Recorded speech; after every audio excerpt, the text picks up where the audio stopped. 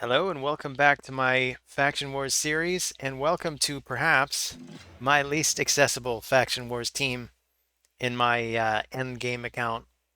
If you take a quick look at the champions, I mean, they flashed there briefly, but here you can see I got four different legendaries, including Ramen 2, who is, well, at the time he was the endgamiest of endgames to achieve. Now I guess it's probably Quintus.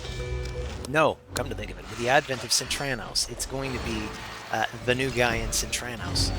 But anyway, you know how I say I like to have a rare in every team? Well, looks like I fibbed. Well, I didn't fib. I do like to have a rare in every team just for the sake of the quest that comes up. But I just never made one.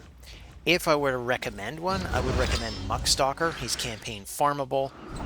And he's basically essential. When you get to the Sand Devil, you can make all kinds of teams around him. He makes Sand Devil easier, so if you're looking for a rare that you want to use in the end game, Muckstalker's probably it. So I got Pytheon here. He's doing all the healing and revival support I need for the whole team. He was free at one point in time. If you're joining later on, that's too bad. But he does tend to come up frequently in the 10x, 15x, 25x events because he is a coveted champion. We have Chagur here on the right. He's awesome because basically once he gets poisons on anybody, he just keeps attacking them on their own turn and putting them to sleep, not letting them do anything. Just perfect for the crowd control requirement. And he's in a toxic set too, so he just gets extra poisons. Ramen 2 is one of my main dudes from Classic Arena as well, so I built him in Stone Skin, which doesn't really help you here, but it is fantastic if you're going to go second in the arena. And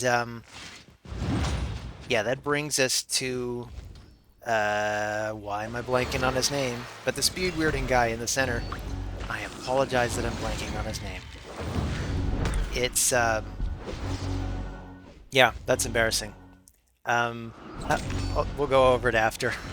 Um, he is there for the speed control. He puts increased speed on the whole team, he decreases the enemy team, and then we've got Venomage, my only epic.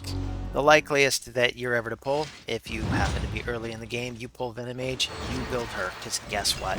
She is maybe one of the best epics in the game, particularly if you want to be able to solo areas with food champions.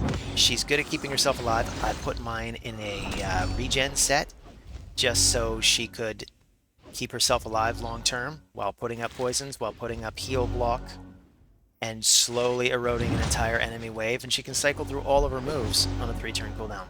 So, super duper awesome. Normally this is where I'd end the video, but you know what? Oh, Nekmothar, that's his name. Can't believe I forgot him. Perfect for Hydra as well. When you want the speed control on Hydra, Chagur is also good for Hydra. Venomage is also good for Hydra. Pytheon. I mean, they're all good for Hydra. This is my end game team. It's a super duper awesome team. I would strongly recommend building any of these 5 if you happen to get them. That's about all I got for you today. Thanks for joining. See you on the next video. Take care.